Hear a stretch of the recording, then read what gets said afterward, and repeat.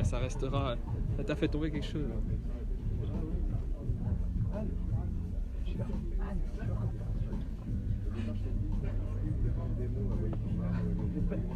C'est pas pour toi,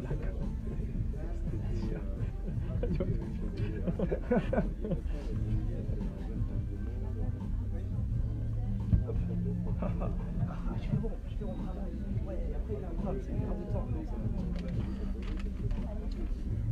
C'était le tien celui-là? Je sais pas. Bon, de toute façon, c'est à peu près. Tu feras quoi, laisse-le. Ah non, Ouais, laisse-le là, parce que de toute façon, je suis à côté. Donc, tu pourras réviser un peu. ouais, voilà. Je pourrais faire mes gammes.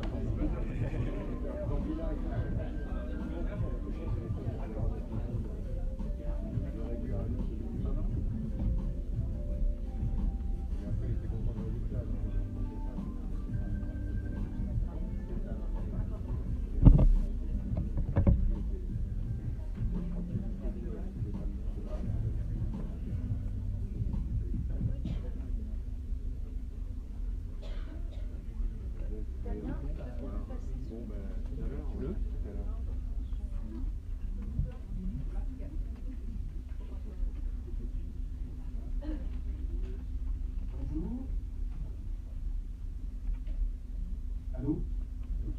Bonjour, bienvenue pour la 19e édition du Blitz Industrie du Rêve.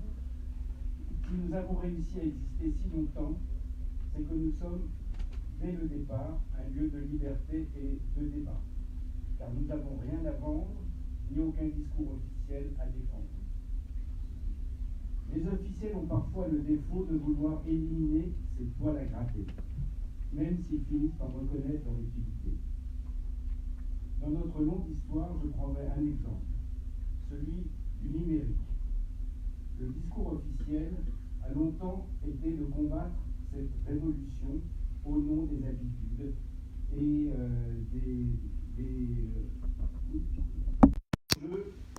des filières comme celle de l'argentique. Voilà, je pense que nous avons su, pendant de nombreuses rencontres, permettre de faire évoluer dans le réalisme cette vision des choses. Merci. Bonjour à tous, donc bienvenue à la 19e édition de l'Industrie du Rêve qui est consacrée cette année au Royaume-Uni. Donc nous sommes tout à fait contents d'avoir des intervenants émérites qui sont venus de Londres et pour nous parler de ce qui se passe en ce moment au Royaume-Uni et de en effet confronter les points de vue tout à la fois sur les échanges artistiques et tout ce qui est relatif aussi au financement des films. Donc je vous dis le programme de cette journée. Donc nous commençons cette table ronde donc avec, je vais commencer par les jeunes femmes, les femmes. Donc Gabrielle Tana qui est là-bas, vous voyez, que faire un petit signe, qui est donc la productrice de The White Crow. Vous pouvez applaudir, surtout quand vous avez le film ce soir. Madame Carol Comley, qui est donc Head of Film Policy, qui vient du British Film Institute et qui va nous parler donc de la stratégie cinéma au Royaume-Uni. Nous avons le plaisir, merci à elle d'être venue. Nous avons le plaisir d'accueillir Julie-Jeanne Regnault, ici présente, qui est donc directrice adjointe en charge des affaires européennes et notamment sur le Brexit, si je ne me trompe pas, voilà, et qui va donc aussi exposer son point de vue, accompagnée de Michel Plazenet, qui est donc directeur adjoint des affaires européennes et internationales du CNC. Et enfin Bertrand Fèvre, qui est donc un producteur qui depuis 25 ans a monté deux bureaux, donc une société de production installée en France et une au Royaume-Uni, et qui a produit des films absolument magnifiques, et donc notamment, je pense au film 45 Years, avec Charlotte Rampling, dont vous savez qu'elle vient cet après-midi à 14h30 témoigner de sa carrière franco-britannique. Et Serge Sirski, que tout le monde connaît, qui va donc modérer les deux tables rondes de ce matin, puisque cette table ronde sera suivie d'une table ronde sur les studios français et britanniques, où nous allons comparer les modèles et les perspectives dans chacun des pays, et je pense que ce sera intéressant, qu'il y a des choses qui vont être dites. À 14h30, donc Charlotte Rampling sera présente pour parler de sa carrière en France et à l'international. Et ensuite suivra une table ronde avec l'ensemble une partie des techniciens français qui ont travaillé sur le film de The White Crow avec Gabriel Tana, et donc avec la possibilité, évidemment, c'est moi qui vais la modérer, donc on pourra échanger. Bien évidemment, si vous avez des questions à poser après chacun, quand vous le souhaitez, il y aura avec les intervenants, c'est avec grand plaisir. Et à 20h, il y a donc la projection du film, alors en avant-première, je dirais presque mondiale, même s'il est passé à Londres, de The White Crow. Je dis juste qu'il est passé, alors on l'a indiqué, mais je dis qu'il est en VO, en version originale, sous-titré anglais, voilà. Mais bon, moi qui ai vu une partie du film, je peux vous dire que le corps suffit, on dira, presque ça. Donc on vous souhaite une très bonne journée. Je voudrais remercier quand même tous mes collaborateurs. Déjà mon président, Emmanuel Schumberger, fondateur de l'industrie du rêve, qui depuis 19 ans a d'une fidélité et d'un soutien indéfectible. Voilà, donc vous pouvez le saluer parce qu'on ne serait pas là si on n'était pas là non plus. Je voudrais saluer mes collaborateurs, donc Damien Pachelleri qui est là, avec qui j'ai écrit le bouquin La French Touch, que vous connaissez, Yannick Morin, que vous pouvez saluer parce qu'il a fait toute l'organisation, et puis les gens d'accueil, Pamela, François, est-ce que je dis quelqu'un? Non, je ne crois pas. Et donc, bien évidemment, nos très chers partenaires, donc la région Île-de-France, qui sera représentée cet après-midi par, ce matin par une élue qui s'appelle Aurélie Gros, qui viendra donc parler sur les studios. La région soutient indéfectible depuis 19 ans. Et le soutien aussi du Centre national du cinéma, soutien qu'on espère indéfectible encore pendant quelques années. Et je voudrais spécialement remercier Frédéric Bredin, qui pour cette année nous a soutenus. Voilà, donc je vous souhaite une très bonne journée. Et voilà, vous avez du café à disposition. Et on commence. Allons-y, donc je déclare cette 19e rencontre ouverte.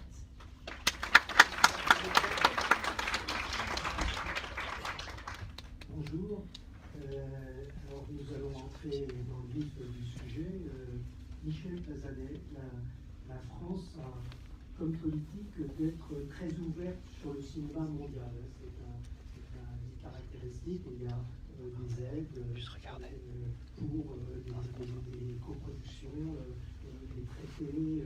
La France participe à tous les organismes européens. Et il y a un événement très important qui risque de se passer, c'est le départ de l'Europe d'un grand État cinématographique. L'Angleterre est un grand producteur. Quel impact ça va avoir?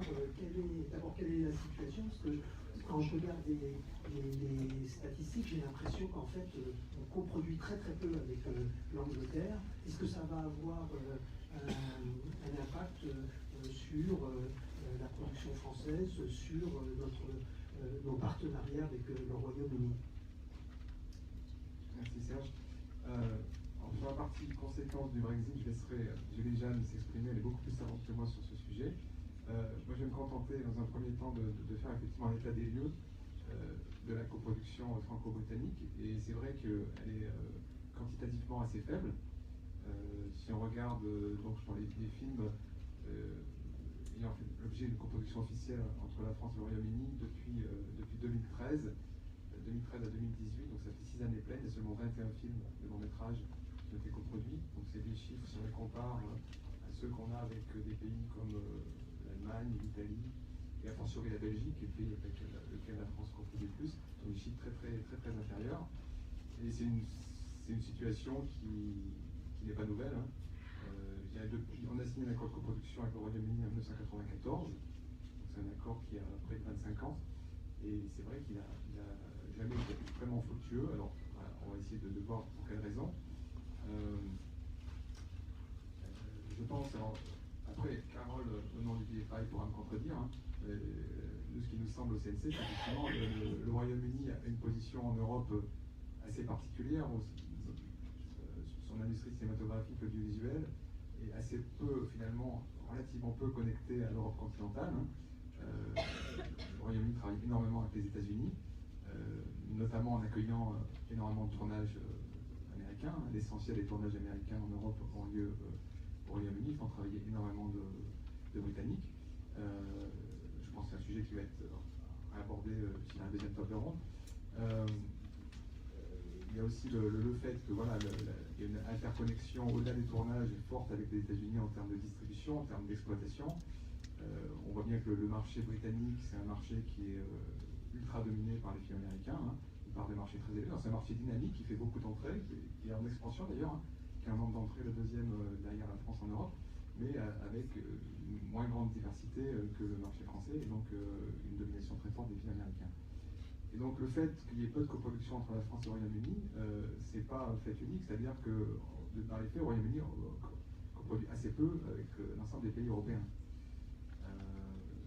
Et de manière symptomatique, voilà, le Royaume-Uni s'est retiré en 1994 de Eurimage, qui est le fonds de coproduction du Conseil de l'Europe, donc qui soutient financièrement les coproductions entre les pays européens au sens large, puisque c'est un fonds qui regroupe aujourd'hui 39 pays, donc jusqu'à la Russie, la Turquie, etc., en plus des pays de l'Union européenne. Et donc, en fait, le Royaume-Uni s'était retiré, donc peut-être que Carole pourra nous en reparler.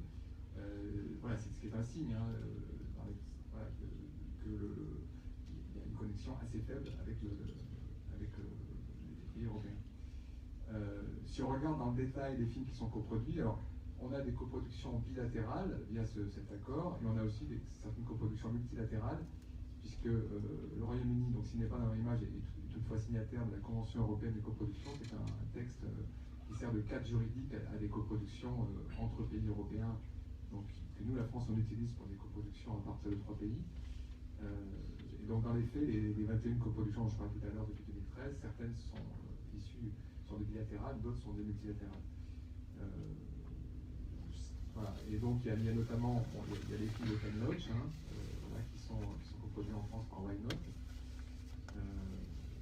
Et en 2018, les 2 coproductions qu'on a agréées au CNC en 2018, donc avec le Royaume-Uni, sont le prochain Ken Loach, Sorry We Missed You, qui est une coproduction donc Royaume-Uni, France-Belgique, et puis c'est un film de genre réalisé par un cinéaste franco-britannique qui s'appelle Andrew Desmond, un film qui n'est pas sorti encore, qui s'appelle The Sonata, qui est une coproduction France, Lettonie, Russie, Royaume-Uni. Donc, l'année d'avant, il y avait 3 films, dont La mort de Staline, donc un film qui a pas mal performé, donc un film d'initiative britannique. Il y a eu un film qui s'appelle The Devil Outside, qui est une production donc bilatérale aussi, et le film de Claire Denis, High Life, coproduction Allemagne et France, Royaume-Uni.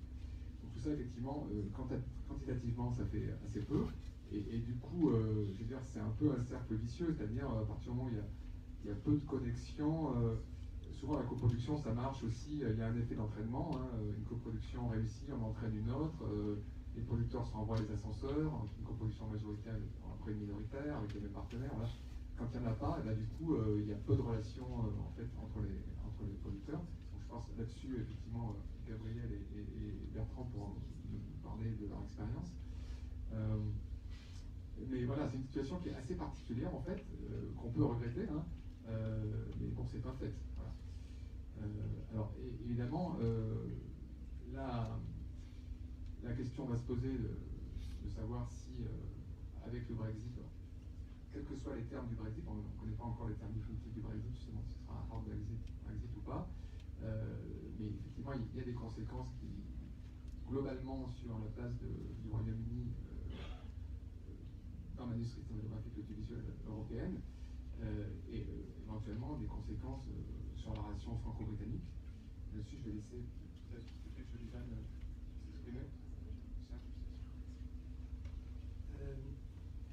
Carol, je voudrais d'abord que vous nous expliquiez quelle est la politique du BFI, c'est l'équivalent un peu du CNC français, quelles sont vos priorités. On a vu qu'en France, on favorise l'ouverture sur le cinéma mondial, les coproductions. Qu'est-ce qu'il en est en Angleterre?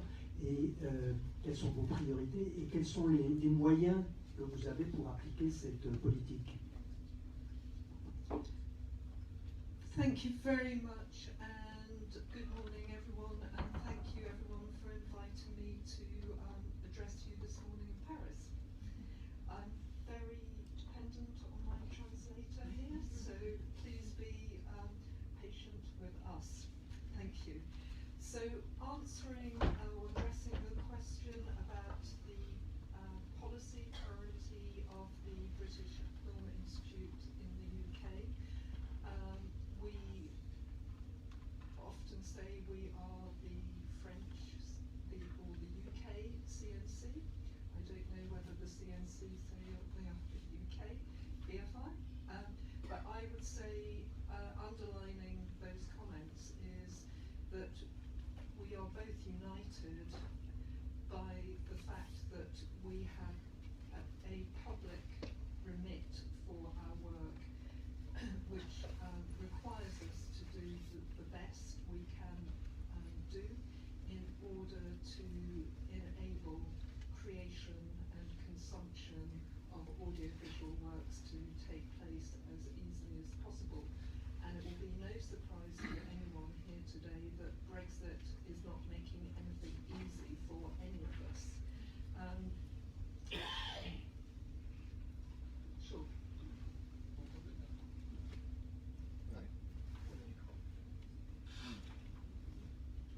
Allô?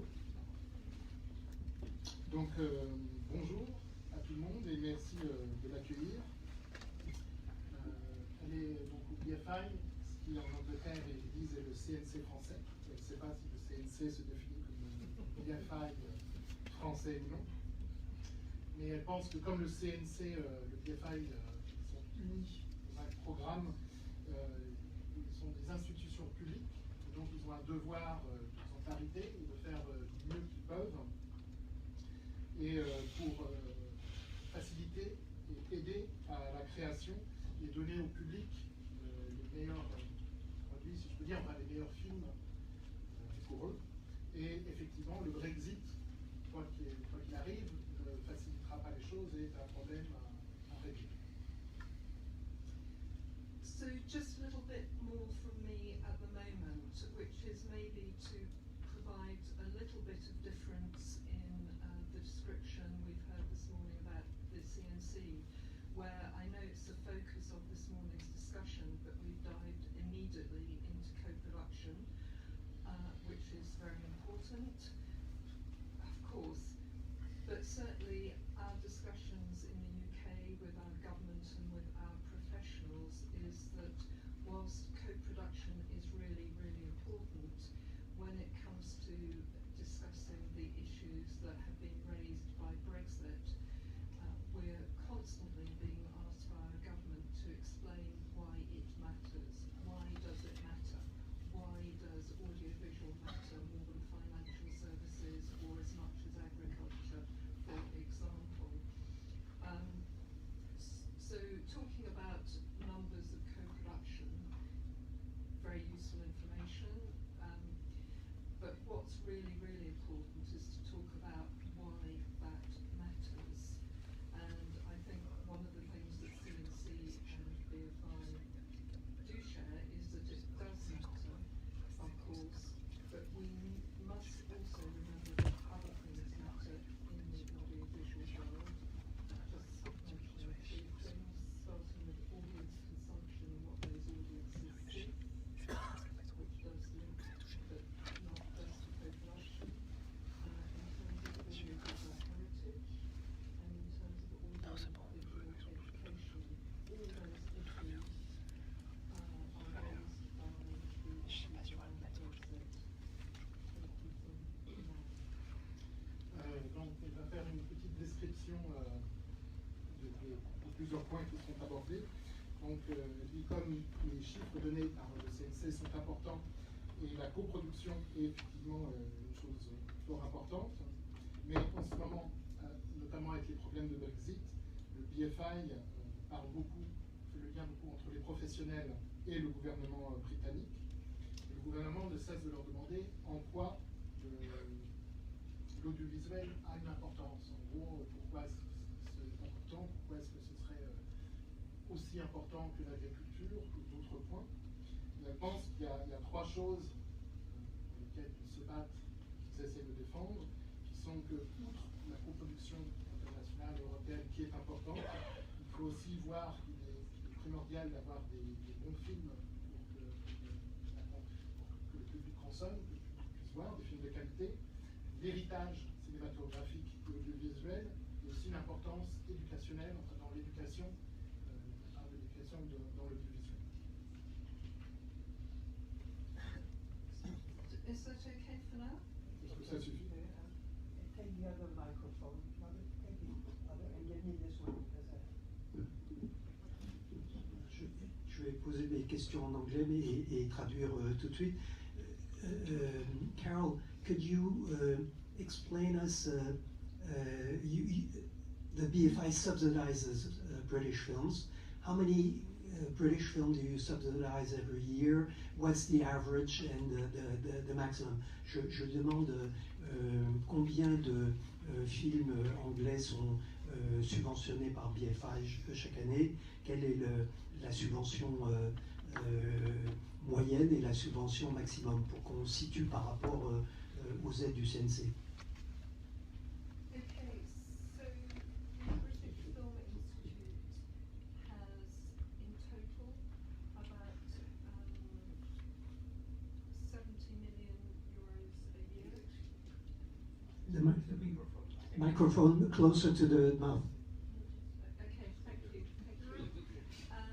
So the British Film Institute has about 70 million euros a year from government. But as I'm sure many of you around this room know, most of the public money that comes out for film, especially for creation, in the UK comes out as tax breaks, not as grants, subsidies, using words mentioned before. So in the UK, probably the money coming out for creation is over 200 million euros a year, and that comes out for film, but also more recently it also comes out for high-end television, video games, children's TV, animation. So when you look at the UK as a whole for creation, it's let's call it 200 million euros a year as tax breaks, plus call it 60 million a year in selective funding, which is awarded by the British Film Institute. Donc le BFI a à peu près 70 millions d'euros par an du gouvernement britannique. Mais il faut savoir, comme je pense que la plupart d'entre vous savez déjà, mais que vous rappelez, qu'en Angleterre, la plupart, la majorité de l'argent public vient en fait des taxes, et enfin ne viennent pas, vient par les tax shelters, et non pas par des dons directs, des allocations directes du gouvernement. Et ces choses par les crédits d'impôt sont à peu près équivalents à 200 millions d'euros par an. Et donc, pour la création, il y a à peu près ces 200 millions et 60 millions du BFI, pour à peu près donc 260 millions d'euros au total.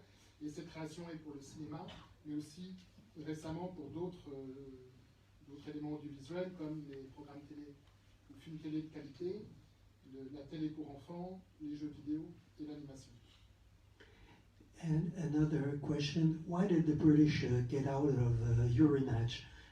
The tendency is that Euromatch has more and more countries who are members, and the British walked out.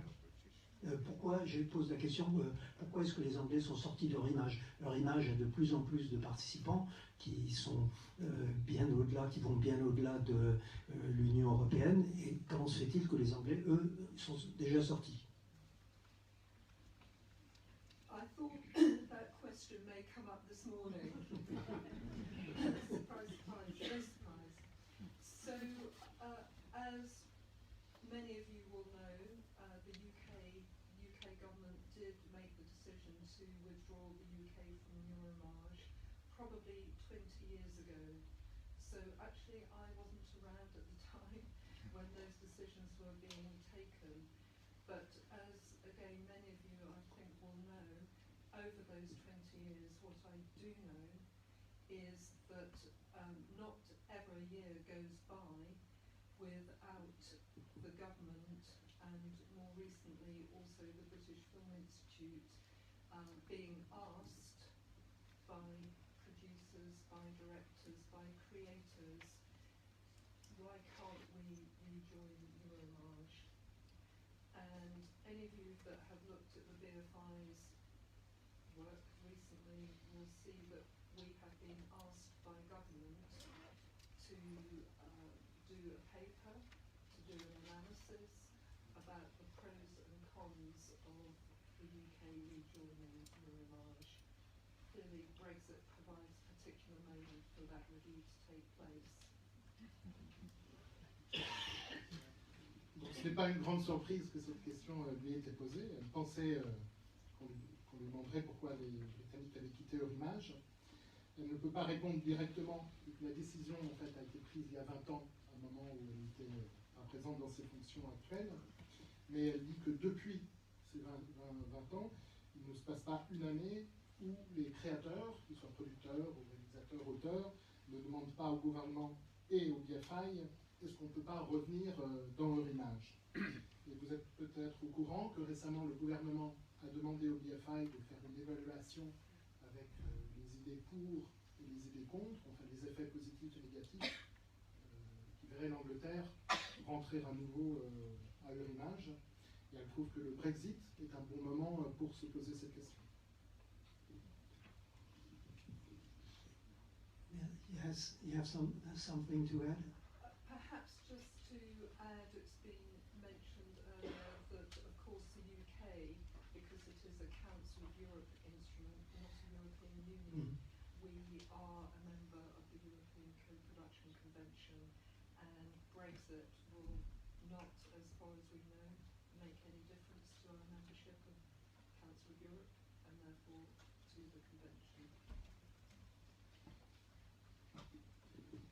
Je voulais juste souligner que le Royaume-Uni fait partie du Council of Europe, du Conseil européen, et que par ce biais-là, ils sont signataires de la Convention de coproduction européenne, et que pour ce qu'elle en sait et ce qu'elle imagine, Brexit, si cela se passe, n'affectera pas leur adhésion à ce Conseil. Merci. Alors je vais poser une question à Bertrand Fèvre. Bertrand Fèvre, vous êtes producteur à succès en France et puis en Angleterre, avec des films connus, je ne vais pas les énumérer. Mais ce qui est frappant, c'est que vous avez fait quasiment pas de coproduction entre la France et l'Angleterre. Pourtant, pour un producteur, c'est un peu le meilleur des deux mondes, parce que vous pourriez cumuler les subventions, les avantages de la réglementation française et des aides du CNC, des chaînes, etc., avec le financement britannique. Pour vous, vous ne faites quasiment jamais appel à cette possibilité. Comment vous l'expliquez? Il y a plusieurs raisons. Il y a d'abord une raison technique qui se contourne, mais en général, vous n'êtes pas supposé coproduire avec vous-même, entre deux pays d'Europe, même si vous avez deux sociétés. Les deux sociétés sont séparées. C'est moi l'actionnaire principal des deux, mais il n'y a pas de lien économique, enfin capitalistique entre les deux. Deuxième raison, il n'y a pas un appétit énorme de l'Angleterre pour coproduire des films qui ne sont pas en anglais. Et il y a un système français qui n'est, en tout cas sur qui est sur la partie majeure du financement, qui est très orienté autour de la langue française. Donc j'ai fait pas mal de coproductions. Je pense qu'une sur deux était une coproduction non officielle. C'est-à-dire que c'était vraiment pour des raisons soit d'intérêt artistique, soit de localisation de tournage, mais pas de financement. Alors, je pense que la plupart des personnes dans la salle connaissent le système français, où il y a beaucoup de sources de préfinancement. Au Royaume-Uni, il y a le BFI, il y a le crédit d'impôt, mais il y en a qui est plus intéressant que le français, mais il y a les subventions de BFI, de la BBC ou de Channel 4, mais c'est assez limité. Comment est-ce qu'un producteur monte son financement? D'abord, à part le crédit d'impôt, il n'y a pas de ce qu'on appelle, il n'y a pas de subvention. C'est-à-dire que ça n'existe pas, le concept de subvention, même de la part du BFI, n'existe pas, c'est des investissements. D'accord.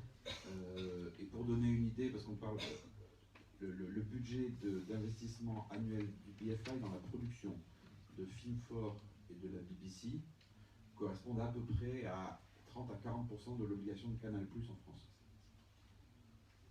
Avec ça, il faut faire une industrie, en tout cas une industrie indépendante.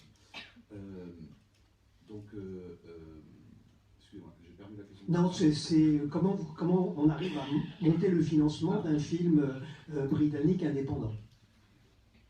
Principalement, vous le faites avec un des deux, enfin, avec... Bon, alors, je fais un cours très rapide sur la production. Il y a 3 éléments pour monter un film: le réalisateur, le casting, le scénario. L'aspect commercial de ces 3 éléments fait que si vous avez les 3 qui sont au top, vous financez où vous voulez. Donc là, vous pouvez avoir du crédit d'impôt, du BFI, du BBC, DMG internationaux, etc. Si vous avez 2 de ces éléments, vous allez panacher pas mal d'argent du marché et un peu de subvention, donc un peu de tax credit, peut-être du BFI. Et si vous avez un seul élément, là, vous êtes vraiment avec le support du BFI, quasi exclusivement. Mais avec un système de développement et de production qui est beaucoup plus collaboratif qu'en France.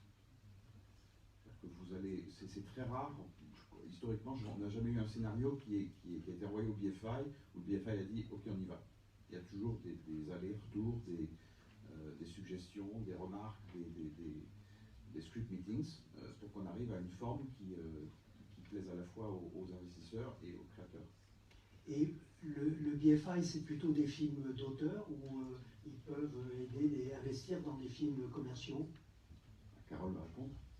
Carol, does the BFI invest mostly in what we call film d'auteur, or you could invest in commercial films?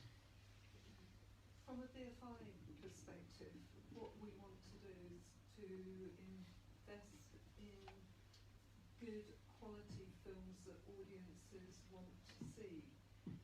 Of course, we would like them to make some money for the creators, as well as returning some money into the pot of the BFI, so the BFI can invest in future films. I think going back to listening to Bertrand, it reminds me that even though the UK and still is, for the time being anyway, a member of the single market, the European Union, actually in Europe we do not have a system that makes it easy for French, UK, and for other countries to work together on creation. You could say that that's about respecting cultural diversity, which it is, but it makes it damn difficult for creators to get their works away. Maybe, this is just a maybe, a big maybe, maybe Brexit provides a moment where we can look at that again. Ok, Gabriella. Je vais traduire, pardon. Oui, pardon. Donc elle disait que le but du BFI, c'est d'investir dans des films de bonne qualité, que le public a envie de voir, et elle espère que ces films aussi rapportent de l'argent aux créateurs, et en plus rapportent de l'argent au BFI afin qu'ils puissent remettre dans le pot pour redistribuer ultérieurement, pour faire d'autres films et continuer la création. Et en revenant à ce que disait Bertrand, elle dit que effectivement l'Angleterre, enfin le Royaume-Uni fait partie du marché commun, enfin toujours pour le moment, mais même avec ça, c'est toujours difficile pour que l'Angleterre, la France et les autres pays européens coproduisent ensemble. Elle dit qu'elle comprend qu'il y a la diversité culturelle, que chaque pays défende le sien, mais elle dit que c'est sacrément difficile d'arriver à coproduire. Et peut-être qu'une des choses bien qui sortira du Brexit, c'est que ça arrivera à secouer ça et trouver un autre moyen. Okay, Gabrielle, so you're a British producer, independent British producer of quality films. One of those films was co-produced with the French, Philomena, directed by Ken Loach. Could you explain us? Stephen Frears directed it. Pardon, Stephen Frears, I'm sorry. Stephen Frears. Could you explain us how you co-produced this film, and do you have the same analysis for the reasons why it's so difficult to co-produce for a British producer? Donc je lui pose la question. Elle est productrice britannique. Elle a produit plusieurs films de qualité, dont un film de Stephen Frears, Philomena, qui a été coproduit avec les Français. Donc pourquoi ce film-là a été coproduit voilà. That's a very hybrid situation with Philomena. I also did another film, Duchess, which was a co-production with France. Oh. But that was because it was Pathé. So that's a very particular situation when you get Pathé on board. Why is it? Well, at that point, they were able to make television deals. I'm not sure if that's the same anymore. But you could make, I think, at that, I guess with Philomena too, there were ways of creating co-productions through pre-selling television with Studio Canal. I think it was with Canal. This is the basis of French system. Right.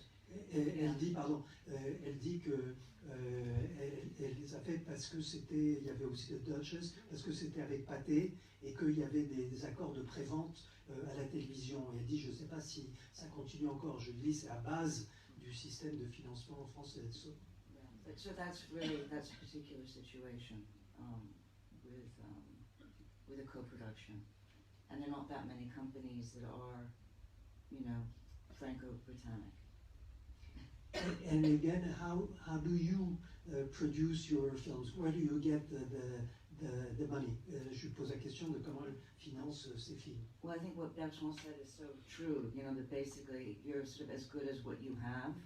So that will determine then how you go about it. But you need basically real allies within the UK system, either broadcaster, the BFI.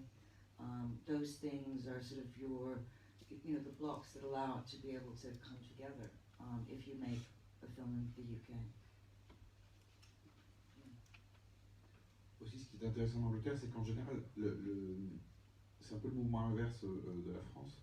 C'est-à-dire quand un producteur indépendant réussit, il est recruté par le BFI, le BBC ou Film 4. Donc il a quand même une compréhension de ce que sont nos métiers. Et je dois dire que depuis 20 ans que je suis là-bas, j'ai trouvé que c'était des soutiens. It's true. I mean, they become your allies once they know that you know what you're doing, then you're really part of the community. And there are investors, private investors who invest in movies, investors who are not in the business. Well, we're always looking for them. Are they? Do they exist?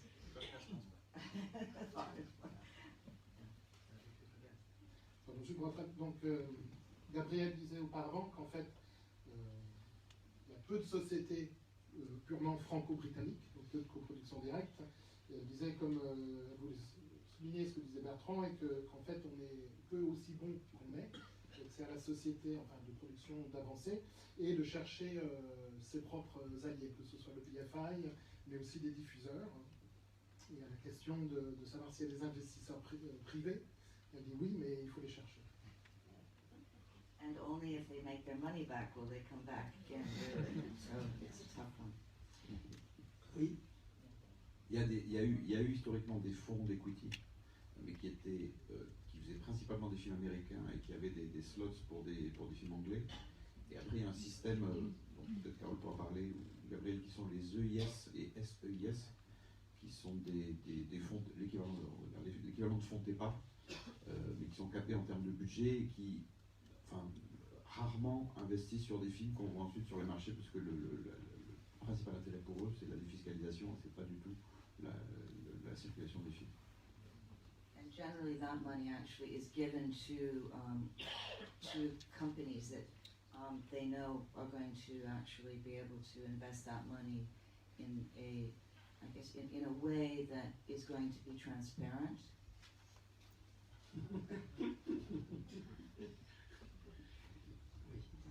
Ces fonds investissent dans des sociétés de production dont ils savent que leurs comptes sont transparents. We've said that Great Britain is the country where most of the American blockbusters are made.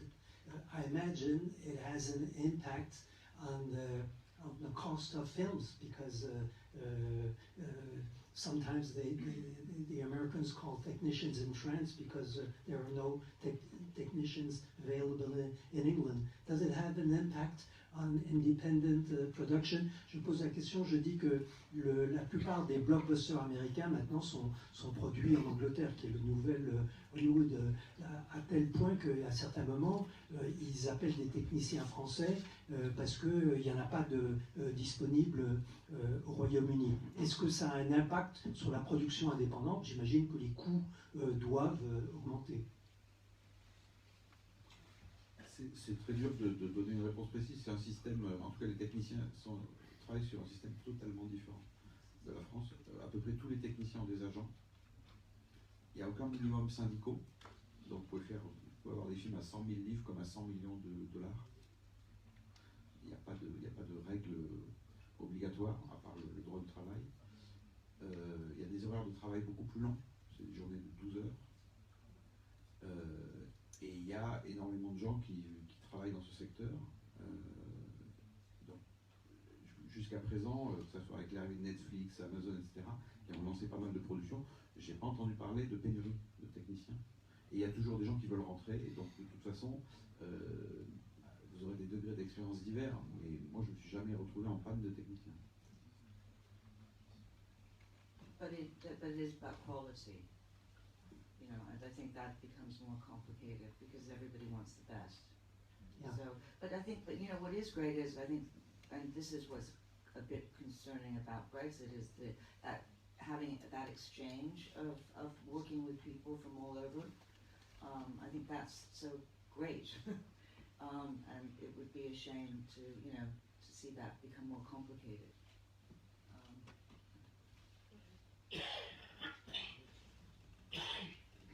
Donc Gabriel disait tout à l'heure que quand on investissait dans le privé, la différence avec BFI, etc., c'est que le privé voulait gagner de l'argent, donc il fallait vraiment qu'il récupère de l'argent en fait, pour continuer à ce qu'il soit avec vous.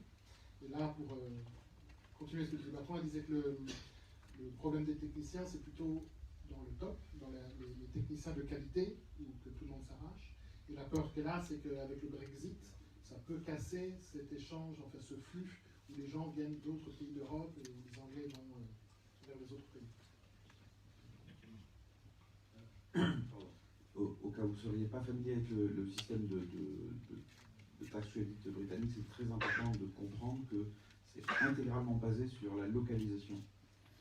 Donc, tout ce que vous tournez en Angleterre génère, grosso modo, entre 20 et 25% de tax credit, que ce soit sur le salaire d'une star américaine à des millions de dollars ou sur un technicien anglais. Donc, n'importe qui, Europe ou pas, venant tourner en Angleterre génère du tax credit à partir du moment où c'est payé par la société britannique et que ça se passe sur le sol britannique. Which is what the US studios are really, actually profiting from. So if it's Warner Brothers, or they profit from the UK benefits. Oui. Donc elle disait que c'est de cela que profitent les grands studios américains, que ce soit Warner ou autre, de venir tourner donc, sur le sol anglais pour profiter de ce tax shelter. S'il y a des techniciens dans la salle, évidemment que le souci pour eux, en tout cas techniciens français, c'est qu'il n'y a aucun moyen de concilier des heures d'intermittent français sur des coproductions britanniques. À part d'être payé par la société française, mais si vous allez travailler en Angleterre, il n'y a aucun intérêt pour la société anglaise de vous avoir. D'accord, c'est-à-dire pourquoi on n'applique pas le droit anglais en Angleterre? Si un technicien va travailler en Angleterre, il va travailler 50-60 heures. Oui, il travaillera, mais s'il est sous contrat britannique, il ne générera pas aucune heure d'intermittence en France. Oui, d'accord. Alors, Julie-Jeanne, you want to say something, Gabriel? Julie-Jeanne, le microphone. Alors, Julie-Jeanne, donc, on voit qu'on coproduit très peu avec les Anglais, donc si jamais ils sortent de l'Europe, est-ce que ça va avoir un impact ou quand même il faut regarder ça de près parce que ça en aura un? Qu'est-ce qui peut se passer? Alors, qu'est-ce qui peut se passer déjà? Est-ce que le Brexit va se passer? Oui. Première question qu'on aurait pu se poser aujourd'hui. Ça se passe, Alors, ouais, juste pour revenir où on en est, parce que c'est très difficile de suivre. On sait qu'il y a un vote très important aujourd'hui puisque ils ont décidé de partir après un référendum. Ils se sont mis une date limite qui est fin mars 2019. Mais il y a un accord de retrait, c'est-à-dire les modalités de ce divorce qui a été préparé avec l'équipe de Michel Barnier, mais ils ont refusé ce divorce, vous l'avez lu dans la presse, et maintenant il s'agit de trouver un plan B que Theresa May est en train d'expliquer, et je crois que Carole pourra me dire si elle voit un peu plus clair sur ce qui va se passer aujourd'hui. Il y a encore 3 grandes options, et je crois qu'on peut en exclure aucune. Effectivement, ils sortent sans divorce écrit, sans accord de retrait, de manière dure, un hard Brexit qui arriverait à la date qui a été fixée fin mars 2019. Et donc là, du jour au lendemain, ils passent d'un statut où on avait des règles ensemble à un statut où ils sont comme les États-Unis, comme un pays tiers. Deuxième option, ils décident de se donner un petit peu plus de temps. Donc le Brexit n'arriverait pas fin mars 2019, mais un peu plus tard. Et troisième option, ils décident de revoter. Voilà, c'est un peu les 3 pistes, et on est, je dois dire, et je suis désolée de le refaire encore, mais on est encore vraiment dans le flou. Donc le flou est aussi là pour vous présenter les impacts et les conséquences du Brexit. Alors on se pose plusieurs questions. On se dit, est-ce que le Brexit, ça va conduire à plus coproduire avec la Grande-Bretagne ou moins coproduire en ce qui nous concerne? Et on peut voir les choses d'une manière parfois assez optimiste. Et avec Carole, on est collègues dans une association européenne des CNC, donc on essaye de voir les choses du bon côté. Voilà, de la lorgnette. Et on sait qu'on coproduit actuellement peu, mais sortir de l'Union européenne, et si je me place du point de vue de quelqu'un qui a envie de développer l'industrie indépendante britannique, c'est-à-dire pas simplement être une terre d'accueil des blockbusters, sortir de l'Union européenne, ça veut dire se couper potentiellement des financements européens de médias.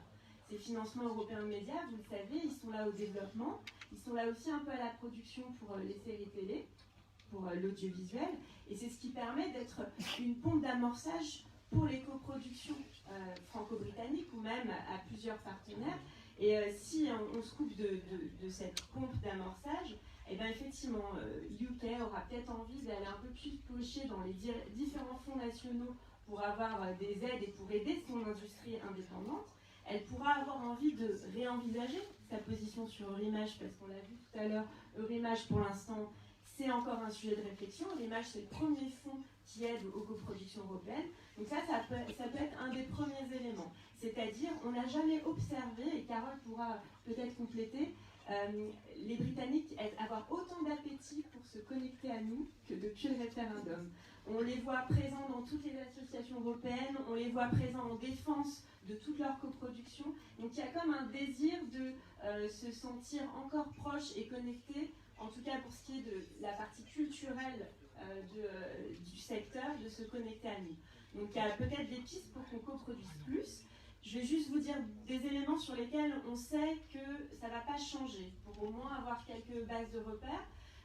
On sait que la Grande-Bretagne, quand elle produit un film, une œuvre 100% britannique ou une œuvre coproduite avec nous, elle rentre dans le quota des œuvres européennes. C'est-à-dire, vous savez, il y a un quota pour les chaînes en France, qui est de 60% d'œuvres européennes, 40% d'œuvres expression française. Et très bientôt, il va y avoir aussi un quota pour les services en ligne, qu'on s'est tous un peu battus pour qu'il y ait un quota sur les services qu'on appelle non linéaires, les Netflix, les Amazon, pour qu'ils exposent au moins 30% d'œuvres européennes. Et la première chose qu'on sait, c'est grâce au Conseil de l'Europe, donc du coup pas grâce à l'Union européenne, mais grâce à cette adhésion au Conseil de l'Europe auquel la Grande-Bretagne tient désormais beaucoup, ils vont conserver ce passeport européen pour leurs œuvres. Et c'est très très important, parce que l'ironie du sort, c'est que les Britanniques ils détestaient les quotas, jusqu'à ce qu'ils se rendent compte que c'est quand même un truc génial, parce que leurs œuvres, même s'ils sortent de l'Union européenne, leurs œuvres pourront continuer à être vendues dans de bonnes conditions aux chaînes et aux services à l'allemand, donc ils sont devenus de grands défenseurs du quota, parce qu'ils veulent rester dans le quota des œuvres européennes. Voilà, ce qu'on sait moins, c'est ce qui va se passer pour la mobilité des talents. Et ça, c'est un sujet que les producteurs ont tout de suite évoqué. Effectivement, il faut que ça bouge entre nos pays, que ça bouge facilement. Ils ont parfois besoin de Français, ils nous envoient des Britanniques, des talents, mais aussi des freelances. Est-ce que cet espace sans frontières va demeurer? Eh ben non, en tout cas pas tel que c'est maintenant. Et tout dépend des modalités du divorce. Si on se met d'accord sur des régimes un peu particuliers, ou si on se met d'accord sur rien, eh ben, il y aura des contrôles, il y aura des démarches administratives, et ce sera clairement moins facile qu'avant. Et puis une chose aussi dont on est sûr, c'est que nous les Français, puisqu'on est là pour le CNC, on va continuer à défendre ce qu'on appelle l'exception culturelle. Et voilà, si la Grande-Bretagne sort, elle va vouloir régir un peu sa nouvelle relation sous forme d'un accord commercial. Et le président Macron a confirmé que nous, on ne veut pas du tout que ces sujets audiovisuels, cinématographiques, soient traités dans un accord de libre-échange. Donc il y a une lettre qui est sortie. Et donc voilà, ce qu'on sait aussi, c'est que la France va demeurer fidèle à elle-même, à promouvoir l'exception culturelle. Et puis voilà, pour terminer, on est dans une position un peu schizophrène, parce que nous, on a envie de faire des choses avec les Britanniques, avec ceux qui font du cinéma exigeant, indépendant, et tous ces projets de coopération dont Carole a parlé, mais on est aussi vigilant parce qu'il y a toujours des sujets d'attractivité du territoire. C'est-à-dire que la Grande-Bretagne, c'est un hub formidable au niveau industriel. C'est aussi pour nos œuvres qu'on coproduit un moyen d'accéder à un marché plus grand, anglo-saxon. Donc c'est une première entrée, c'est pour ça qu'on coproduit des séries et des films, c'est aussi pour avoir accès à un marché plus grand. Mais on est aussi un peu en concurrence parce qu'on a envie que les gens viennent aussi tourner chez nous, qui profitent de notre crédit d'impôt. Donc voilà, c'est toujours à double tranchant. C'est une volonté de préserver ces bases de coproduction, de coopération, tout en faisant en sorte que le Brexit ne conduise pas à renforcer l'attractivité du territoire britannique au détriment de ce qu'on essaie de construire en France. Merci. Carol, is it true that since the Brexit seems the hard Brexit seems probable, you've never been so much present in European discussions?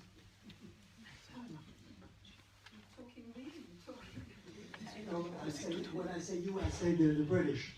I agree with Julie Jeanne. One of her observations is... The microphone. I agree with Julie Jeanne in terms of her observation, but often you don't know how important certain things are until you're about to lose.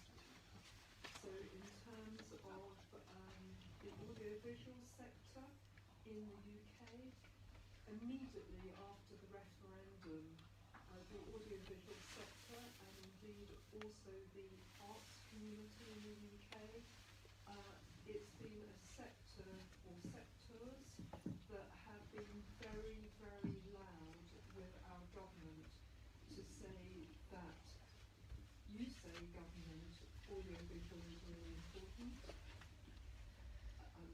You've said that in terms of the new tax release and in terms of confirming that irrespective of the type of Brexit we have, we will keep the tax release.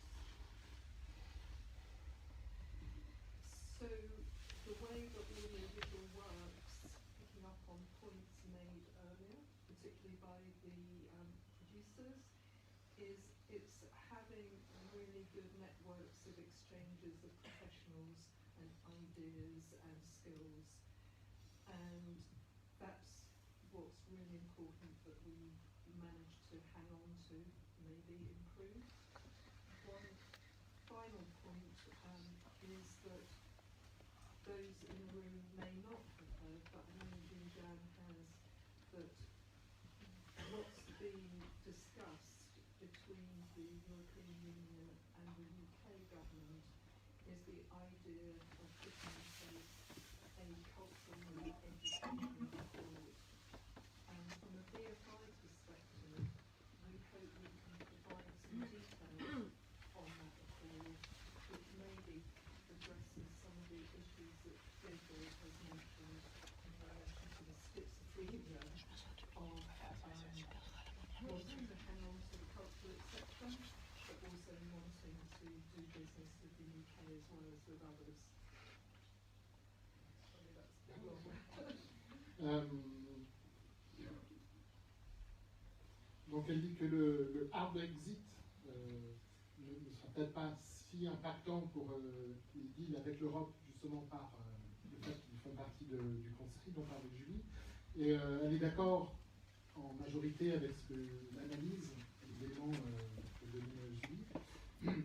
Elle dit que le problème, c'est qu'on ne sait pas à quel point les choses sont importantes et utiles pour soi avant qu'on arrive au moment où on va les perdre.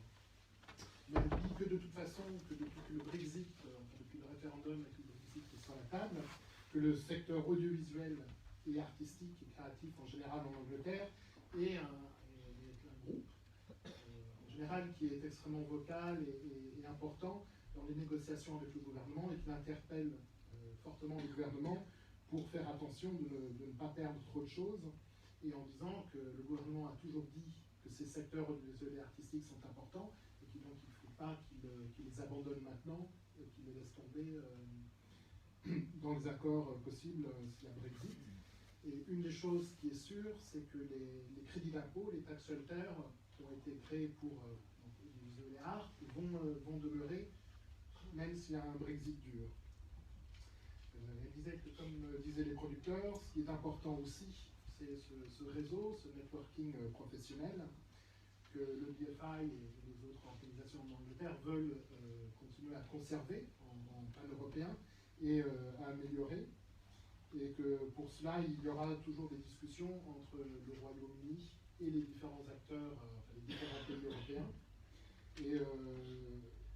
et qui voudront aller vers ce que disait Julie, essayer de ce côté un peu double de déchirement entre la schizophrénie entre conserver l'exception culturelle mais faire du business, gagner de l'argent, et que le BFI espère aider le gouvernement anglais à trouver des solutions pour mener les deux ensemble. Merci. Alors maintenant on va passer à des questions de la salle. J'imagine qu'il y en a.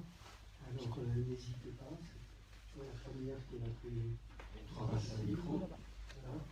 Qui...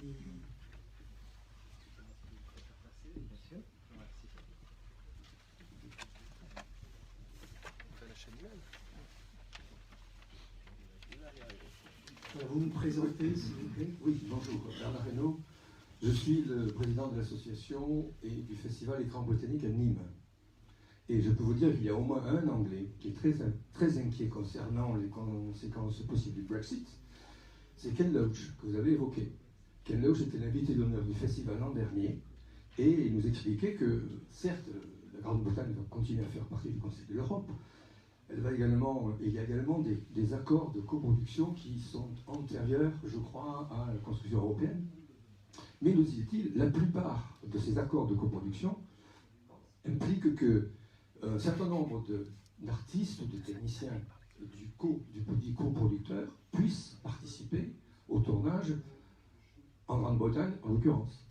Et donc, dans la mesure où le Brexit intervient et où il n'y a plus de libre circulation des gens, même ces accords-là qui ne sont pas impactés par un Brexit, parce qu'ils sont antérieurs au Brexit, vont en subir les conséquences.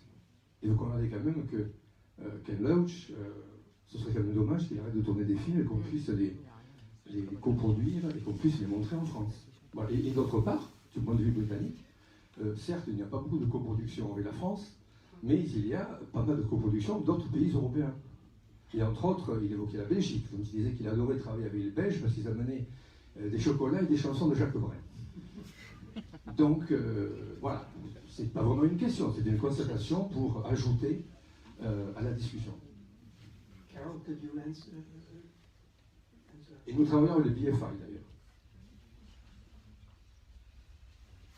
Okay, I can't give you a perfect answer to this one now, but I think you've raised a really important point.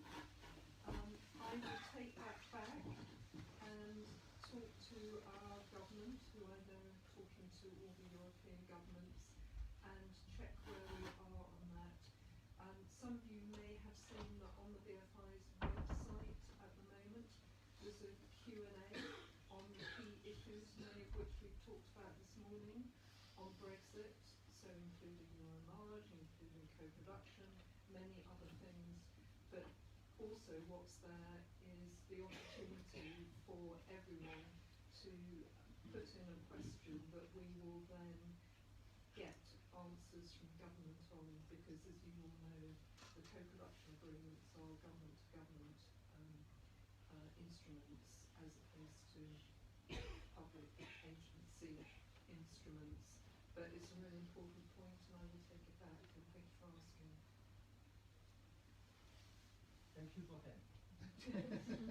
Donc elle dit qu'elle ne peut pas donner une réponse, surtout pas une réponse parfaite pour le moment, mais elle trouve que c'est un point important. Et elle a conclu en remerciant pour la bonne question. Et elle dit qu'elle va soulever cette question, enfin ce point avec le gouvernement britannique, afin de voir où ils en sont. Et elle voulait dire que, peut-être que vous n'étiez pas au courant, mais que si vous l'étiez, enfin en tout cas que le site web du BFI a en ligne un questionnaire avec certains points que nous avons évoqués aujourd'hui, comme Eurimage, les coproductions, mais aussi un lieu pour poser une question ou soulever des points, et que le BFI va recueillir tout ça et apporter au gouvernement pour répondre. Parce qu'elle dit que par exemple, la question de la libre circulation des techniciens n'est pas quelque chose que le BFI ou que les CNC peuvent régler, parce que ça se gère au niveau du gouvernement et entre les deux gouvernements. Michel? Oui, merci. Oui, par rapport à la remarque de Ken Loach, effectivement, il y a une préoccupation qui est d'intérêt général, qui ne s'applique pas vraiment à ses propres films, je vais expliquer pourquoi, mais qui peut concerner d'autres films. Effectivement, les films de Ken Loach, aujourd'hui, ils sont coproduits par le Royaume-Uni, la France et la Belgique, la Société des Frères Dardenne en Belgique et Why Not en France. Ce qu'on appelle une coproduction financière, c'est-à-dire qu'en réalité, tout est fait au Royaume-Uni, il n'y a pas de techniciens français, de comédiens français. Et ça, c'est coproduction financière, où les pays minoritaires en fait apportent de l'argent, mais n'apportent pas, on va dire, de compétences techniques, artistiques. Elles sont possibles effectivement dans le cadre de la Convention européenne de coproduction, et donc ça ne va pas changer, puisque le Royaume-Uni reste signataire de cette convention et reste dans le Conseil de l'Europe. Donc dans le cas des films de Ken Loach, je ne vois pas ce qui peut changer. La seule chose qui pourrait... non, il n'y aura aucun impact. Après, effectivement, sur d'autres coproductions, par exemple, là où ça serait des coproductions artistiques avec ou techniques, avec des membres de l'équipe technique ou des comédiens qui auraient besoin de se rendre sur le tournage au Royaume-Uni ou vice-versa. Et si effectivement il y a des problèmes à ce moment-là de visa, des conditions d'entrée, et là, ça posera un problème général aux coproductions. Voilà. Donc en fait, c'est quand même assez compliqué. Il y aura des cas particuliers. Si c'est un hard Brexit, il y aura sans doute des problèmes liés à la libre circulation. En revanche, pour résumer, au niveau de la coproduction elle-même, je ne vois pas tellement de soucis. Julien l'a dit que sur les œuvres de Ken Loach resteront les œuvres britanniques, des œuvres européennes, donc rentrant dans les quotas des chaînes de télévision de l'ensemble des pays européens. Et ce qu'on peut signaler quand même, c'est que par exemple Ken Loach, effectivement, s'il y a une coproduction française, bien qu'effectivement, encore une fois, il n'y ait pas d'apport technique artistique, c'est parce qu'il y a un public, pour les films de Ken Loach en France, il y a un public qui est même supérieur en nombre d'entrées au public dans les salles britanniques. Donc voilà, c'est pour ça qu'il y a de l'argent français de Why Not et puis de Wild Bunch, commandeur international, pour les films de Ken Loach. Ou les films de Stephen Frears aussi, par exemple. Je peux juste ajouter un nom. Ken Loach étant l'homme qu'il est, ne s'inquiétez pas seulement pour ses propres films, il s'inquiétait pour les autres. Et la dernière remarque que nous devons faire concernant le fait qu'il est plus connu en France peut-être que dans certains autres pays, eh bien Jean-Louis, vous sachez comment parler, c'est-à-dire qu'il est aussi plus connu en France grâce au petit cinéma, petit festival comme le nôtre. Il disait l'an dernier, en conférence de presse, que le petit festival, c'était the life and blood of the cinema. Le petit festival. festival était la vie même, la vraie vie du cinéma. Voilà. Une autre question, d'abord là, et puis après. Le micro arrive. Ici, le micro. Le micro arrive.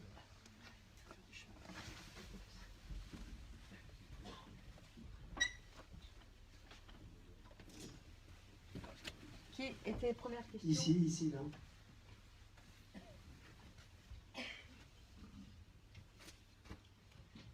Merci. I've got a question for Carol. My name's Jill. Hi. Vous pouvez vous présenter? Excusez-moi, j'ai une question pour Carole. Je vais expliquer en français. Je vais poser la question en anglais. Après, je traduirai ma propre question. Okay. Could you introduce yourself?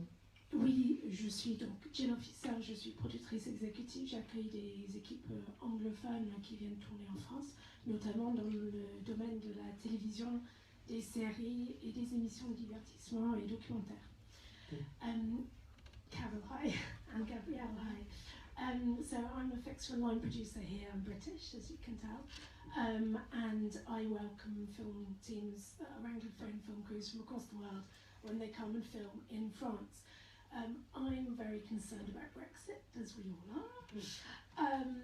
And the question that I wanted to ask both of you is twofold. Are you thinking that Brexit may have a spin-off effect where, because travel, and I'm not talking about co-productions or subsidies, but the logistics of us filming may become trickier for sending crew to European countries? Do you think that could have a positive effect on the UK?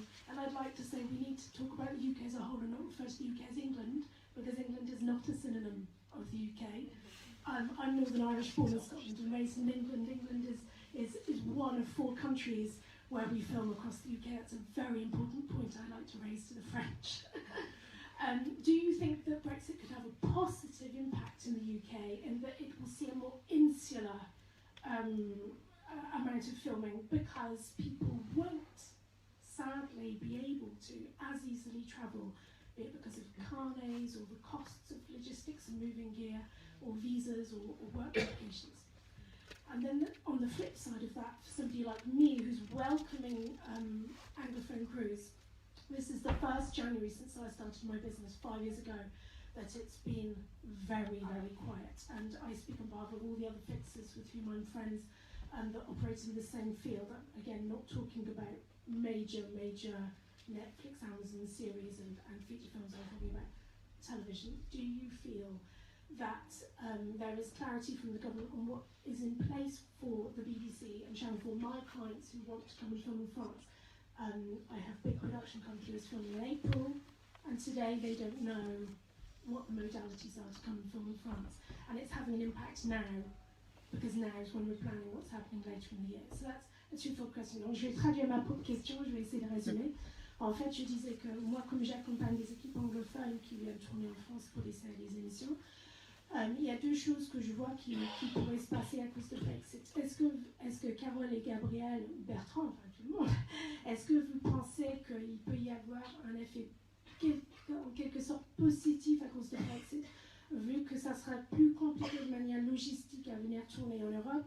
Est-ce que ça va forcer une espèce de insularité en Royaume-Uni où les producteurs britanniques sont plus contraintes à filmer en Royaume-Uni, mais ça va accroître le nombre de tournages sur le sol britannique?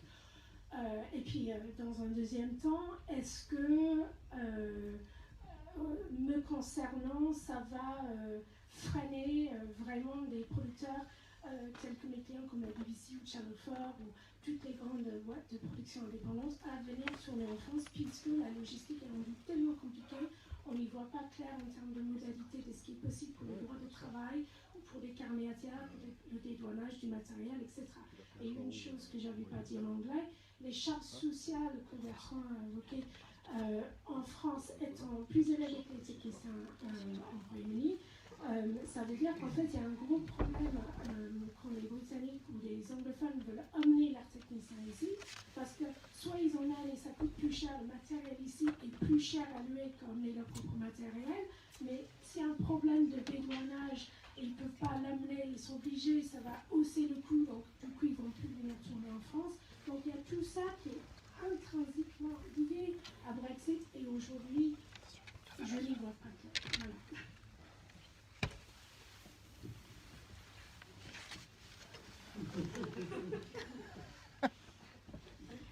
The microphone closer to the mouth. As Julie Grant has mentioned, as everyone knows, as you know, we do not know exactly what's going to happen. We do not know whether or not we're going to have hard Brexit, no deal, whether we're going to have an extension, whether or not we're going to have the government sign up to the Barnier proposal. We thought that would happen a couple of weeks ago, but clearly our government says no. So I would say that the only thing that we know is that it's not going to be how it used to be or how it is at the moment, and the change that occurs, whatever that change turns out to be, is very, very likely to have a knock-on effect in terms of the amount of forms that need to be filled in. But we all know, I'm sure everyone in this room knows how to fill in a form, and they are bloody boring, you know, and you can have too many of them.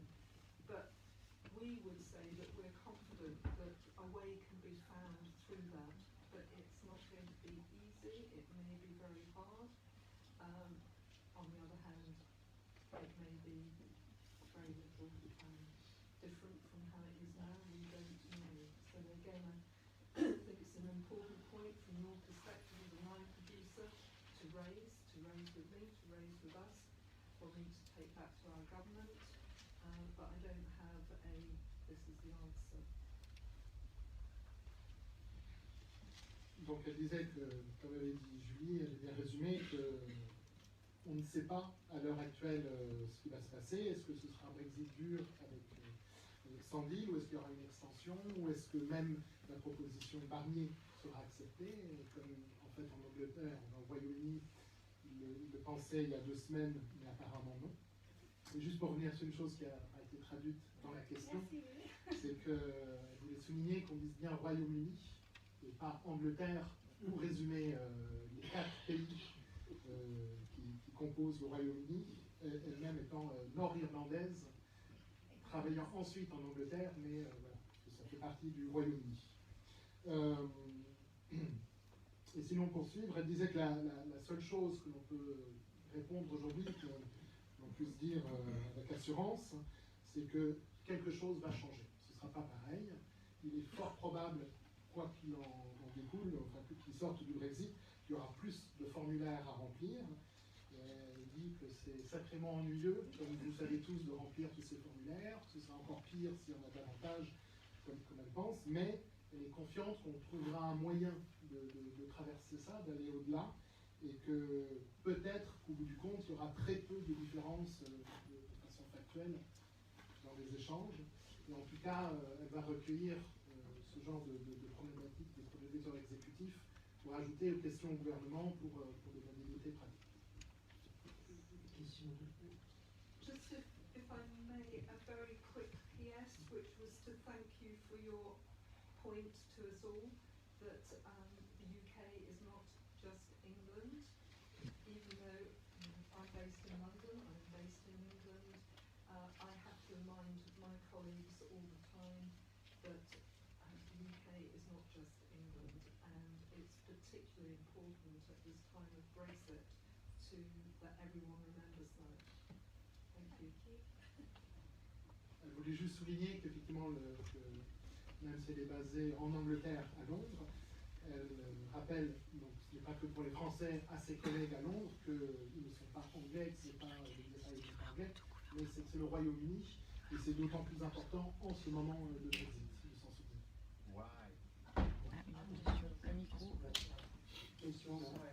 I think what you were saying about how it could be positive, I don't think isolation is ever a positive. C'est juste que le côté positif, pour elle en tout cas, d'être, si on arrive à être plus isolé, donc enfin, le Royaume-Uni soit plus isolé, que c'est jamais vraiment positif.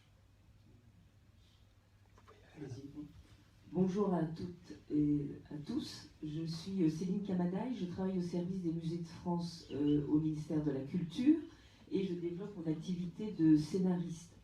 Alors, j'aurais une question pour tout le monde, les producteurs, productrices, les personnes du CNC et Madame Carol Conway. Alors, c'est autour de l'exception culturelle. Ça fait longtemps que je n'avais pas entendu ce mot. Alors, j'aimerais savoir ce que vous pensez de l'exception culturelle. Est-ce qu'il y a une nouvelle évolution de cette exception? Et est-ce que l'exception culturelle n'est pas une fausse bonne idée? Merci. Je ne demande pas à tout le monde de répondre, peut-être le CNC et Carole. C'est sûrement pas une fausse bonne idée, c'est même la meilleure idée qu'on a eue au cours des 50 dernières années. L'exception culturelle, c'est ce qui permet à l'industrie européenne du cinéma et du visuel de survivre. Si on n'avait pas exception culturelle, on aurait une part de marché du cinéma américain de 95% absolument partout. On ne pourrait pas développer nos propres films. L'exception culturelle, c'est une doctrine qui vise à défendre la diversité culturelle et en passant effectivement par des moyens qui sont un peu coercitifs, exception c'est bien ce que ça veut dire, et qui sont le fait de pouvoir mettre en place des mesures discriminatoires au profit de sa propre industrie nationale et européenne pour se protéger contre un pays en situation d'hégémonie, qui est les États-Unis pour être clair. Donc voilà, et il n'est pas question de baisser la garde. Je viens de rappeler tout à l'heure que le président Macron a confirmé que s'il devait y avoir un accord de libre-échange entre le Royaume-Uni et l'Europe, puisque les accords de libre-échange sont du ressort de l'Union européenne, la compétence n'est plus au niveau national, donc c'est l'Union européenne qui négocie pour le compte des États membres des accords de libre-échange, et tous les accords de libre-échange qu'a signés l'Union européenne depuis la naissance du concept d'exception culturelle excluent l'audiovisuel, c'est-à-dire qu'on ne veut pas parler d'audiovisuel dans ces accords, puisque si on en parle, ça veut dire qu'on fait des concessions, qu'on ouvre la porte, d'une certaine façon, qu'on s'interdit certaines des mesures qui nous permettent de protéger notre industrie. Donc c'est no way. Là, je veux dire, parce que si on entrouvre la porte, c'est fini. Voilà, c'est fini, on est mort. Donc ça c'est clair, de notre point de vue. Je voudrais dire deux choses très rapidement. D'abord avoir été le lendemain du référendum en Angleterre en voiture pour les 10 ans de mariage d'un réalisateur anglais avec qui j'ai travaillé, qui depuis avait réalisé Amy. J'ai fait tout ce trajet avec des panneaux livres partout dans la campagne anglaise jusqu'à arriver dans un endroit qui était une maison pleine de gens de cinéma qui venaient de Londres, qui étaient en larmes. Donc effectivement, le Brexit, on le comprend mal quand on est à Londres et on le comprend encore plus mal quand on est dans le cinéma, parce que c'est justement l'exception culturelle, beaucoup plus que les histoires de coproduction, de traités, de circulation des œuvres, etc. Pour vous répondre un peu brutalement, moi j'ai quand même en tête ce nazi qui nous expliquait que dès qu'il entendait le mot culture, il sortait son fusil, et que les deux premières mesures du président brésilien, c'est armée, port d'armes aussi pour tous les citoyens et suppression du ministère de la Culture. Oula, Bertrand, va fort.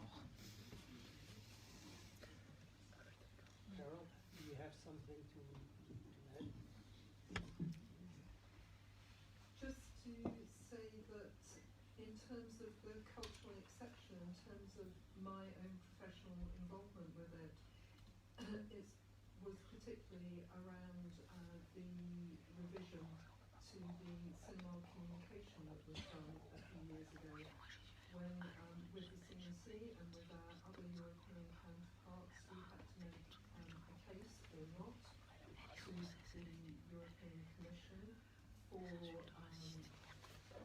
all of our member states being able to put in place cultural policies for audiovisual and funds for audiovisual to enable local works to be made. So that has worked and it continues to work. I would say in terms of the UK, it does not have the same love of the cultural exception per se as there is in France but in terms of making it possible for the UK to invest in its own work, whether that is museums or whether that is film, is important, and if the cultural exception is what enables that to happen, then it's a good thing. Is it the only thing that could make it happen? Don't know. Worth discussing. Thank you.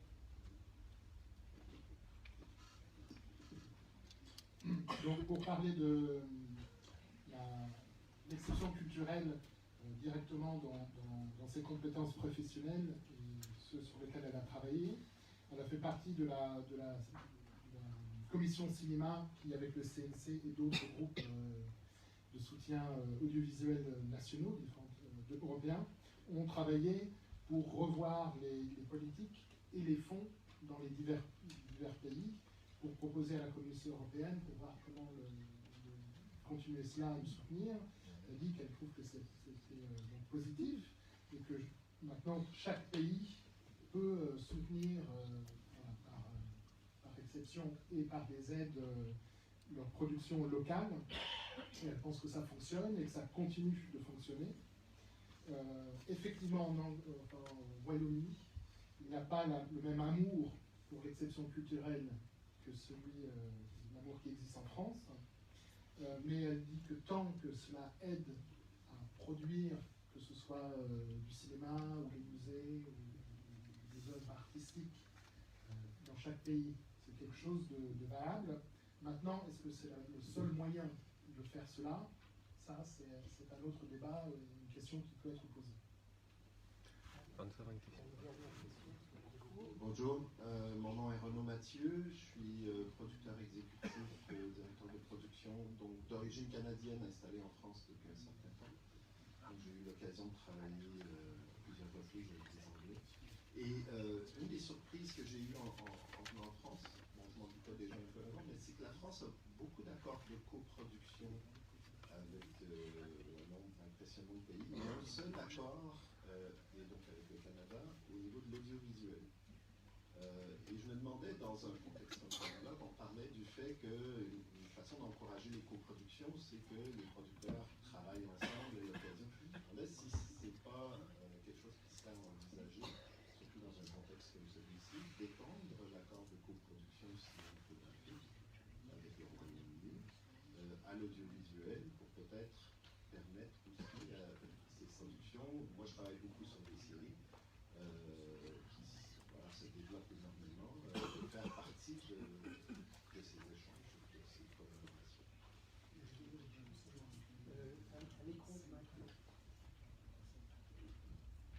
Merci pour la question. C'est une question qu'on nous pose souvent. Justement, on a 57, la France a 57 accords de coproduction cinématographique. Et en matière audiovisuelle, nous n'en avons que 2 avec le Canada et un signé tout récemment avec le Brésil. On se demande si on ne va pas le remettre en cause vu le gouvernement. Donc, en fait, en matière audiovisuelle, les accords de coproduction avec les pays européens ne servent pas à grand-chose. C'est pour ça qu'on n'en signe pas. En réalité, je ne vais pas rentrer dans la technique parce que c'est assez compliqué. Mais en gros, un accord de coproduction sert surtout à européaniser les collaborateurs du film qui ne seraient pas européens. Puisqu'on a une grille européenne pour pouvoir agréer les films ou les œuvres visuelles, les CNC, pour qu'ils puissent rentrer donc, dans le système de soutien. Il faut que les principaux collaborateurs du film, réalisateurs, comédiens, techniciens principaux, soient européens. Et la vertu de l'accord de coproduction, c'est par un tour de magie, ces collaborateurs, on les rend européens même s'ils ne le sont pas. Donc dans le cas effectivement d'une relation avec le Royaume-Uni, ça n'a pas de sens puisqu'ils sont déjà européens. Voilà.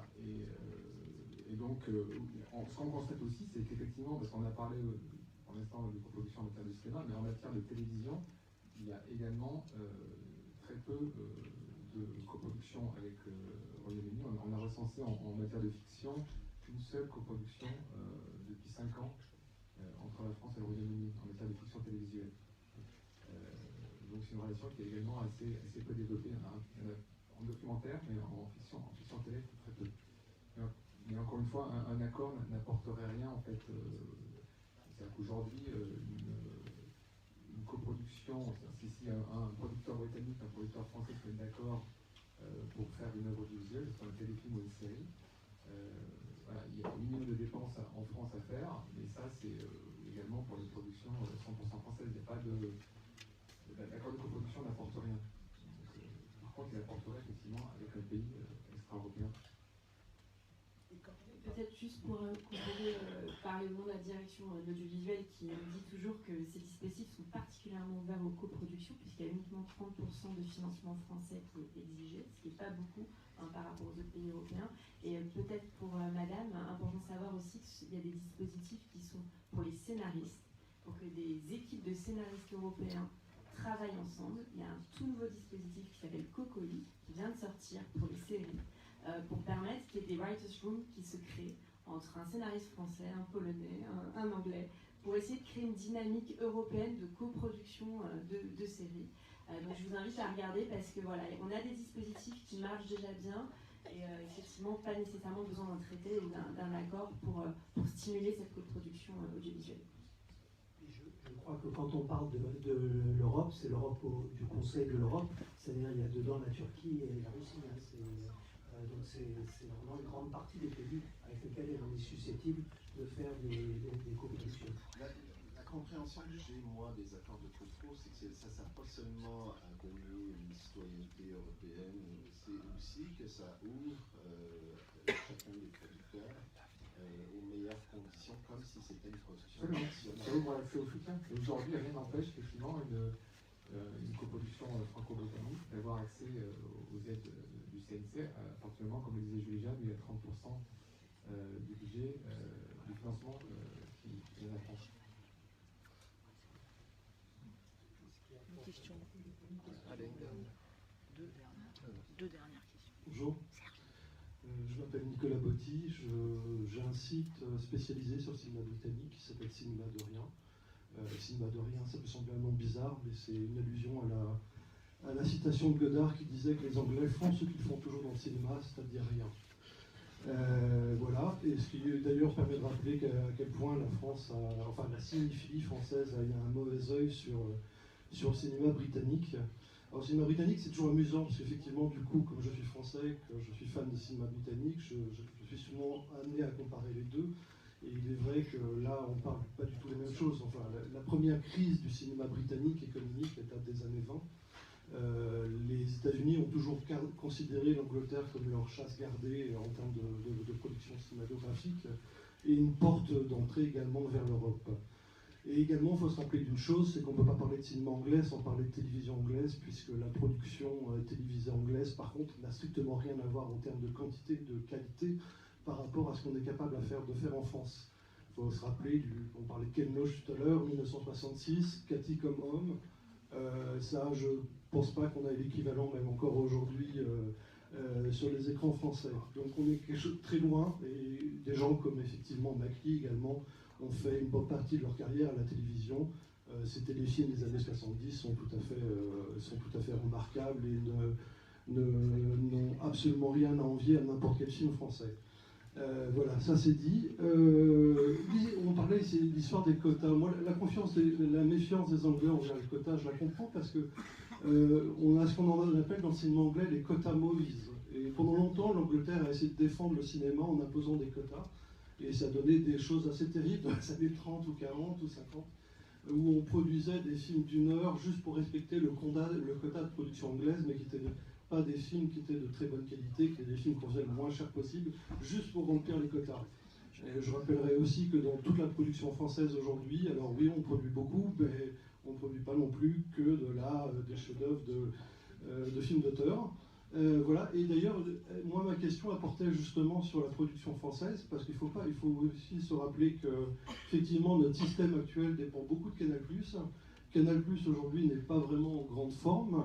Il y a beaucoup de sujets qui se posent sur la santé de Canal et aussi qui pourraient être tentés de vouloir renégocier ces accords, notamment sur la partie du financement du cinéma français. Donc voilà comment aujourd'hui, au niveau du CNC, on réfléchit à cette question. Est-ce qu'il y a des inquiétudes? Est-ce que voilà, c'est la question. Qui veut répondre? vaste sujet, mais pour vous dire que le CNC s'interroge et s'est préoccupé des problèmes de raréfaction des financements privés. On a des nouveaux opérateurs qui sont des opérateurs numériques, on a des chaînes qui subissent la concurrence de plein fouet. Et ce qu'on s'est dit, c'est qu'il fallait qu'on fasse quelque chose pour que ces nouveaux acteurs, c'est-à-dire sans les citer les N, les A, les AI, qui sont super à plein d'égards et qui ont plein de succès sur le territoire français, et ils contribuent à cet écosystème qu'on a mis en place. C'est-à-dire qu'on ne peut pas s'appuyer uniquement sur les obligations d'investissement des chaînes, il faut aussi faire que ces nouvelles plateformes, ces nouveaux opérateurs du numérique investissent dans la création, qui donnent un peu de sous au CNC pour qu'on puisse le redistribuer, mais aussi qu'ils aient des obligations d'investissement dans la production. Et on s'est battu, pas tout seul, également avec le BFI, autour d'une directive qui va faire que Netflix, qui est très fort sur le marché français, mais aussi sur le marché allemand et dans tous les autres marchés, devra contribuer au financement de la création dans chacun des pays qu'il cible. Donc on se dit, voilà, c'est pas une recette miracle, mais qu'en tout cas, ce qu'on est en train de voir se tasser sur les financements des chaînes, il y a peut-être un relais de croissance qui peut se trouver au niveau des investissements de ces nouveaux opérateurs. Et puis nous, au CNC, on a aussi cru en l'export avec un plan export, parce qu'on s'est dit qu'il y a quelque chose aussi à tirer en faisant plus voyager nos films, en impliquant les agents de vente très tôt, pour faire circuler, vendre nos films et nos séries dans plus de territoires. Donc oui, c'est quelque chose qui nous obsède, faire en sorte qu'il y ait encore des financements pour les films français et pour les coproductions, parce que c'est pas qu'au bénéfice des films français. Et puis voilà, que ça puisse continuer à servir le renouvellement de la création. Et puis vous le savez, c'est pas que le cinéma, c'est l'audio, c'est les jeux vidéo, c'est les œuvres interactives au CNC, donc c'est un panel d'œuvres assez large, et je vous rejoins sur l'histoire des quotas. C'est très culturel, les quotas. Les Allemands détestent ça aussi pour plein d'autres raisons, parce que ça leur rappelle une sorte d'implication dans la liberté éditoriale, une limite à la liberté éditoriale. Nous, c'est dans notre ADN. On croit que ça a eu quand même un effet assez stimulant pour la diversité, et Michel le rappelait, on est un public qui aime aller voir des films, qui regardent des choses dans toutes les langues, ce qui n'est pas évident dans d'autres pays quand même. Donc on pense que ça a quand même eu des effets vertueux, mais effectivement c'est très culturel, et on comprend tout à fait que ça n'avait pas été accepté tout de suite par les Britanniques, enfin par le Royaume-Uni. Et on est ravis que maintenant ils en soient également convaincus. Merci. On a largement dépassé l'heure limite. Est-ce qu'il y a encore temps pour une dernière question?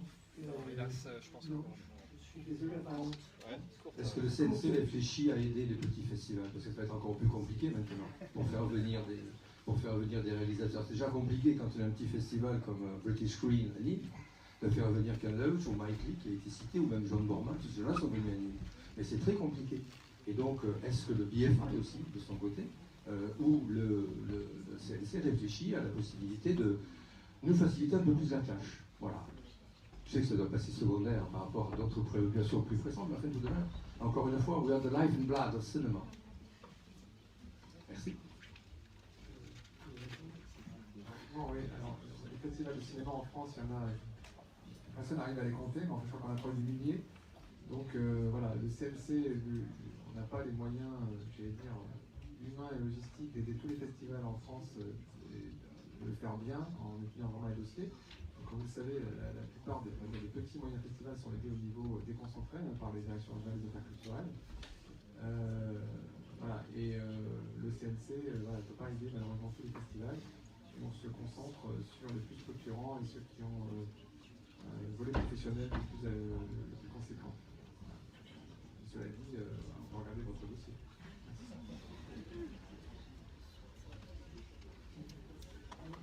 On doit vraiment arrêter, je suis désolé.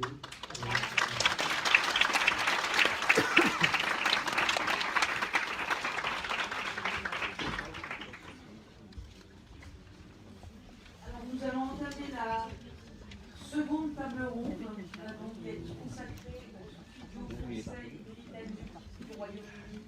Quel modèle et perspective? Donc je demande aux intervenants de venir prendre place.